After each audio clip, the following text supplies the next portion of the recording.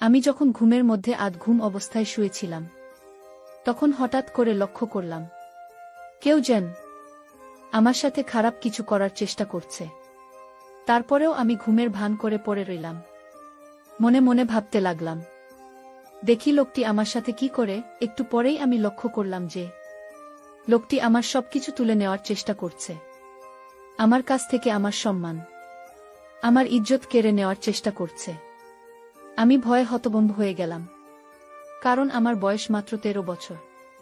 এছাড়াও রাতের অন্ধকারে আমার সাথে এরকম ধরনের অদ্ভুত আচরণ হচ্ছে। ভয়ে আমার ভিতরটা কেঁপে উঠছিল। যখন লোকটি আমার এখানে তারা একটু ছড়াবে, তখন আমি আর সহ্য করতে না পেরে আমি অনেক কষ্টে তাকে ধাক্কা দিয়ে ফেলে দিয়ে খুব তাড়াতাড়ি লাইটটা অন করি। তারপর লাইট অন করে আমি যা দেখতে পেলাম তাতে আমার প্রায় পায়ের নিচ থেকে মাটি সরে যাওয়ার মতো অবস্থা হলো। বন্ধুরা, গল্পটি অনেক ইন্টারেস্টিং। আশা করি তোমরা পুরো গল্পটি খুব মনোযোগ সহকারে শুনবে। তবে গল্পটি শুরু করার পূর্বে তোমাদের নিকট আমার বিশেষ অনুরোধ, তোমরা অবশ্যই আমার চ্যানেলটি সাবস্ক্রাইব করে আমাকে সাপোর্ট করবে। হ্যালো বন্ধুরা, আমি সুস্মিতা আক্তার সুমি। আমার ডাক নাম সুমি। আমার বাড়ি ফরিদপুর। আমার বর্তমান বয়স 22। আজকে আমি তোমাদেরকে যে গল্পটি বলবো, তখন আমার বয়স ছিল মাত্র 13। ঘটনাটি হয়েছিল বন্ধুরা আমার আপন মামার সাথে, যেখানে আমার মামাই আমার জীবনের সর্বপ্রথম এত বড় সর্বনাশ করেছিল। আমার মামার বাড়ি আমাদের বাড়ি থেকে প্রায় 10 কিলোমিটার দূরে ছিল। গত গ্রীষ্মের ছুটিতে আমি আমার মামার বাড়িতে বেড়াতে গিয়েছিলাম। 15 দিনের জন্য গ্রীষ্মের ছুটি পেয়েছিলাম। খুব মজা করার উদ্দেশ্যে আমি আমার মামার বাড়িতে গিয়েছিলাম। খুব আনন্দ হবে সেখানে, মনে মনে খুব উল্লসিত ছিলাম। আর তাছাড়াও আগেও আমি মামার বাড়িতে যেতাম এবং আমরা মামা মামি আমি এবং আরও অন্যরা সবাই মিলে খুব আনন্দ করতাম। খুব মজা হতো সেখানে। যাই হোক, প্রথম দিন মামার বাড়িতে খুব আনন্দ উল্লাস করে আমি যখন রাতে শুতে যাব, ঠিক সেই মুহূর্তে মামা আমাকে ডাক দিয়ে বলল, মৌসুমী, তোর মা আমি অসুস্থ। কি জানি হয়েছে, সকাল থেকে মাথা নাকি প্রচণ্ড ব্যথা করছে, বিছানা থেকে উঠতে পারছে না। আর মৌসুমী, এদিকে সারাদিন আমি কাজ করে এসেছি, আমার শরীরটা ম্যাজম্যাজ করছে। গত পরশু আমি কবিরাজের বাড়ি গিয়েছিলাম। কবিরাজ আমাকে এই তেলটা দিয়ে বলল যে প্রতিদিন রাতে ঘুমানোর আগে এই তেলটা দিয়ে ঘুমাবেন। তবে তেলটি যাকে দিয়ে দেবেন তাকে বলবেন অবশ্যই তেলটি যেন প্রথম এসে নাক দিয়ে শুকে নেই। তারপর সে আপনার এখানে তেলটি দিয়ে যাতে খুব ভালোভাবে মালিশ করে দেন। মৌসুমী, গতকালকে আমি তোমার মামিকে দিয়ে এইভাবে তেলটা মালিশ করে নিয়েছিলাম, কিন্তু আজকে তো আর পারতেছি না। আজকে তোমার মা আমি খুবই অসুস্থ। এখন তুমি যদি কিছু মনে না করো, তাহলে দয়া করে আমার এখানে তেলটি দিয়ে একটু মালিশ করে দাও। পিছন দিকে তো আর আমি একা একা মালিশ করতে পারি না, তাই তোমার হেল্পও আমার খুবই প্রয়োজন। মামার মুখ থেকে এরকম ধরনের করুণ কথা শুনে আমি মামার এখানে এই তেল দিয়ে মালিশ করতে রাজি হয়ে গেলাম। কোনো দ্বিধা করলাম না, কারণ সে তো আমার আপন মামা। তারপর আমি মালিশ শুরু করতে যাব। যখন মালিশ শুরু করতে যাব, তখন মা বলল, মৌসুমী, সর্বপ্রথম তুমি এই তেলটাকে আগে শুকে নাও। তারপর 1-2 মিনিট পর কবিরাজ মশাই বলেছেন আমার শরীরে মালিশ করার জন্য। আমি মামার কথা অনুযায়ী তেল থাকে কিছুক্ষণ শুকলা। সুখের সাথে সাথে আমি অনুভব করলাম যেন আমার সমস্ত মাথা ঝাঁকি দিয়ে উঠেছে, সমস্ত শরীরটা ঝাঁকি দিয়েছে। কেমন জানি একটা ঝাঝালো ঝাঝালো ভাব আমার কাছে লাগল। তাতে আমি কিছু মনে করলাম না। আমি ভাবলাম হয়তো এটা এই তেলের একটা অন্যরকম পাওয়ার। তারপর আমি তেলটাকে আমার ডান হাতে নিলাম। তারপর মামার পিছনের দিক থেকে যে জায়গায় ব্যথা অনুভব করে সে জায়গায় দিতে শুরু করলাম। মামা খুব আরাম পাচ্ছিল মনে হচ্ছে আর বলছিল, মৌসুমী, তুই তো খুব ভালো করে মালিশ করতে পারিস। এত সুন্দর মালিশ তুই শিখেছিস কোথা থেকে? আমি বললাম, মামা, আমার বাবারও এরকম ধরনের ব্যথা করত। ছোটবেলায় আমি বাবাকে এভাবে মালিশ করে দিতাম আর বাবাও খুব আরাম পেতে।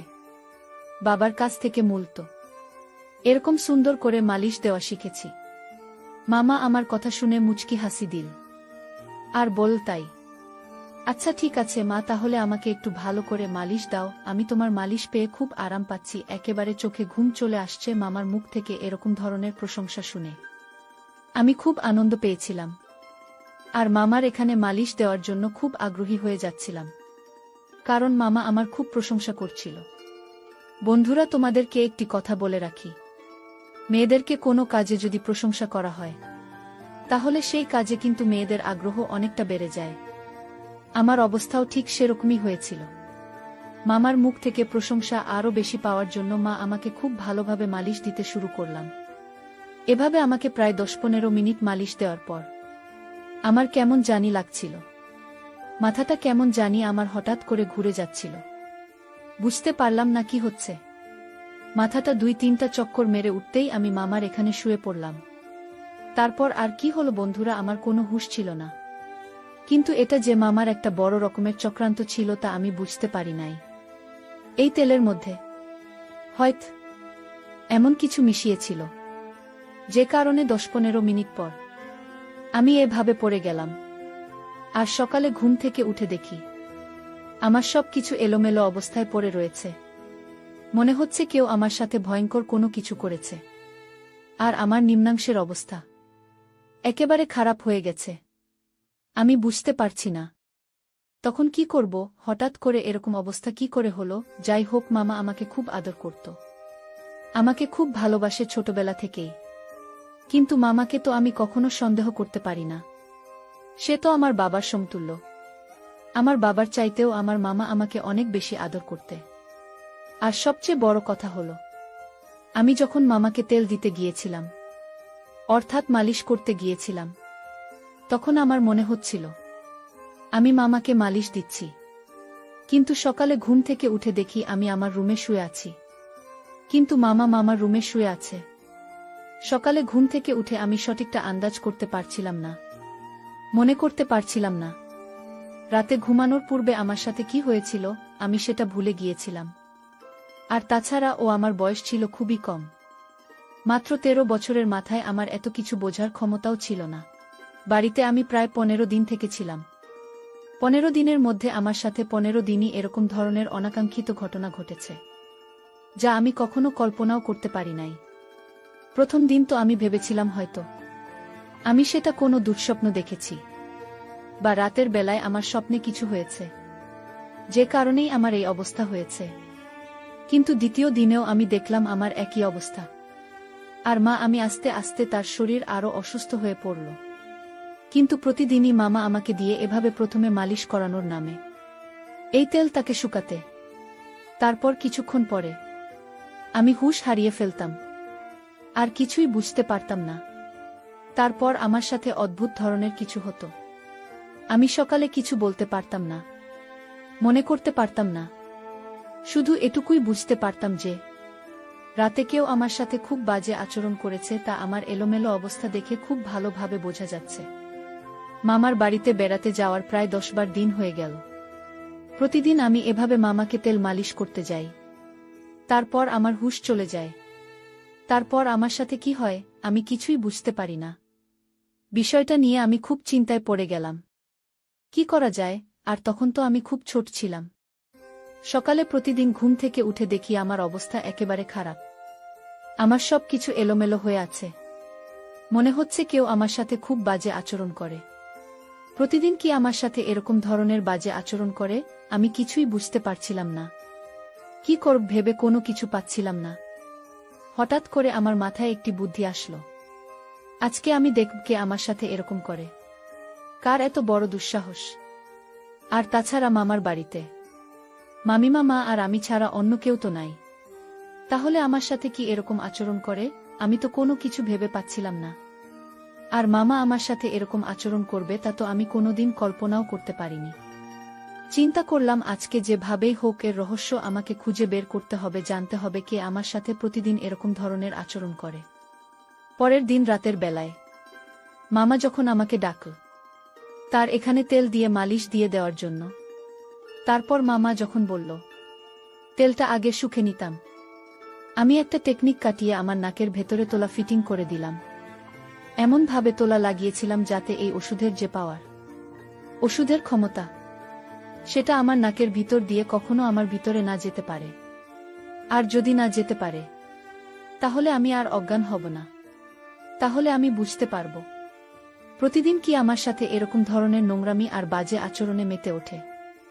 মনের মধ্যে কিছুটা ক্রোধ, কে আমার অগোচরে সে আমার এত বড় সর্বনাশ করছে। পরিকল্পনা অনুযায়ী আমি আমার কাজ করতে লাগলাম।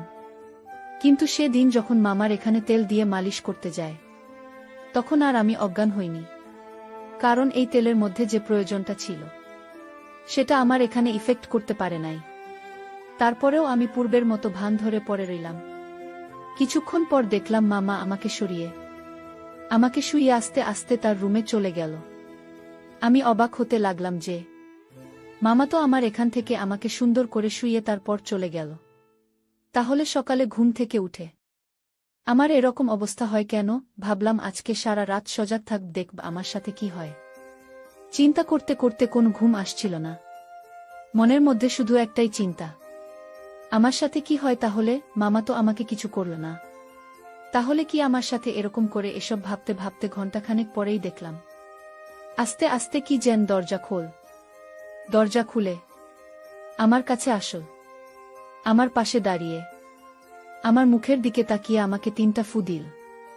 তারপরেও আমি ঘুমের ভান করে পড়ে রইলাম। মনে মনে ভাবতে লাগলাম, দেখি লোকটি আমার সাথে কি করে। একটু পরেই আমি লক্ষ্য করলাম যে লোকটি আমার সবকিছু তুলে নেওয়ার চেষ্টা করছে।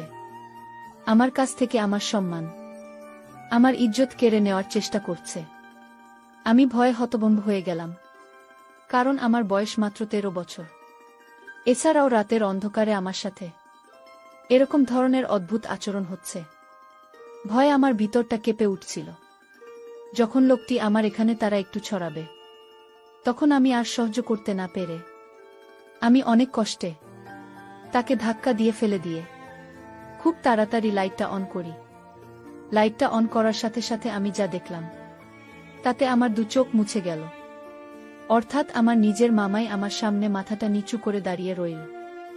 আমি রাগে ক্রোধে আমাকে খুব তিরস্কার করতে শুরু করলাম, আর খুব দুঃখ প্রকাশ করলাম, আর বলতে লাগলাম, মামা তুমি আমার আপন মায়ের ভাই, অথচ তুমি আমার সাথে এই কাজটি করবে, তা আমি কল্পনাই করতে পারি না। এই বলে আমি খুব কাঁদতে লাগলাম।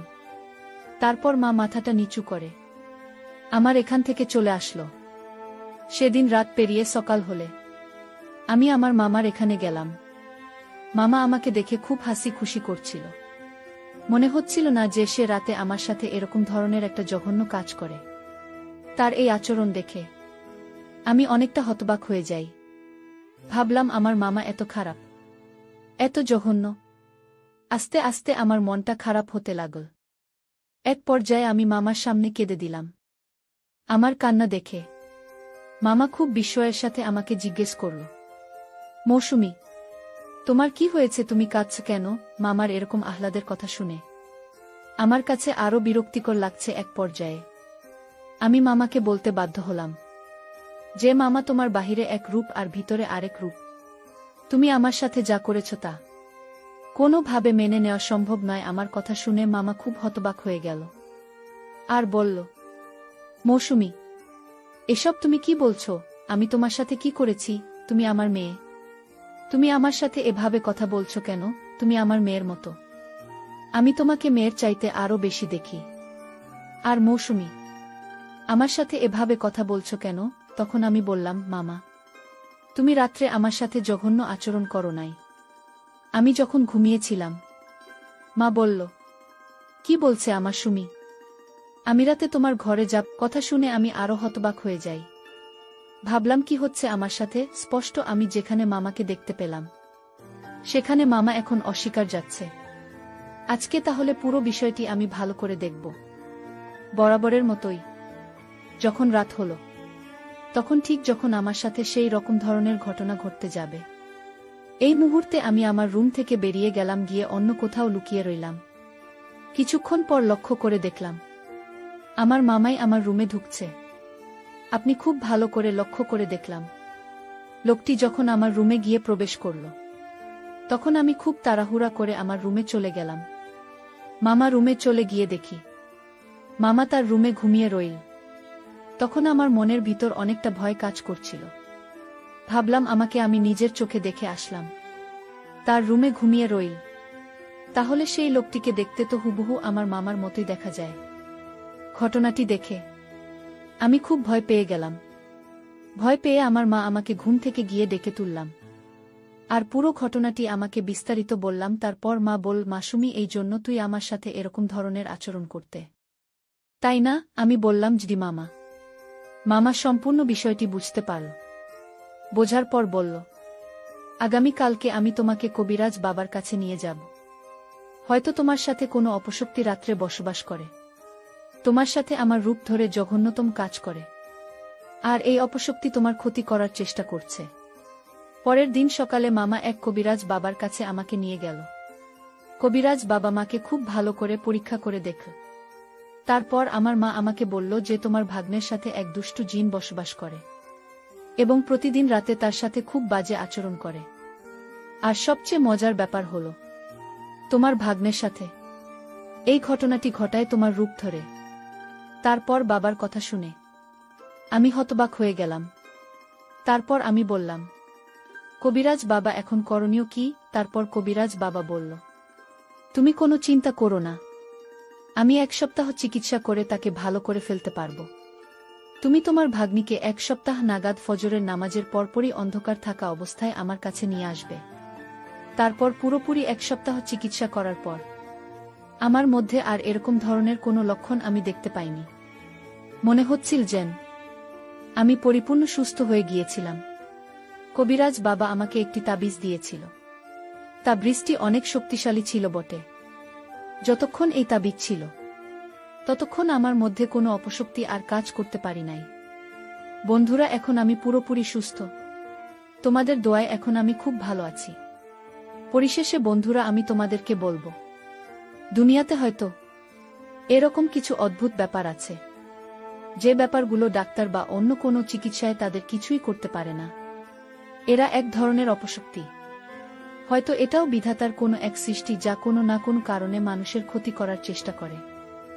অনেক সময় আমরা হয়তো এসব বিষয়কে তুচ্ছতাচ্ছিল্য মনে করে এড়িয়ে চলি, কিন্তু বাস্তবতা যে কখন কার জীবনে কোনটা সত্য হয়ে দাঁড়ায় তা কখনো বোঝা যায় না। আমাদের প্রত্যেকটি মানুষেরই উচিত প্রত্যেকটি ছোটখাটো বিষয়ে সিরিয়াস ভেবে নেওয়া। তাহলে হয়তো আমাদের জীবনে এরকম ধরনের অপ্রত্যাশিত ঘটনা থেকে বেঁচে থাকা সম্ভব। বন্ধুরা, আজকে এই পর্যন্তই। আবারও আসব তোমাদের মধ্যে নতুন কোনো ভিডিও নিয়ে। ভিডিওটি যদি তোমাদের ভালো লাগে তাহলে একটি লাইক দাও। প্রতিদিন আমি তোমাদেরকে একটা করে নতুন গল্প উপহার দিব, তাই তোমাদেরকে অনুরোধ করে বলছি, তোমরা যদি এরকম ধরনের ইন্টারেস্টিং গল্প পেতে চাও তাহলে দয়া করে আমার চ্যানেলটি সাবস্ক্রাইব করো। পরিশেষে তোমাদের সকলের সুস্বাস্থ্য কামনা করি। ভিডিওটি দেখার জন্য তোমাদের সকলকে অসংখ্য ধন্যবাদ।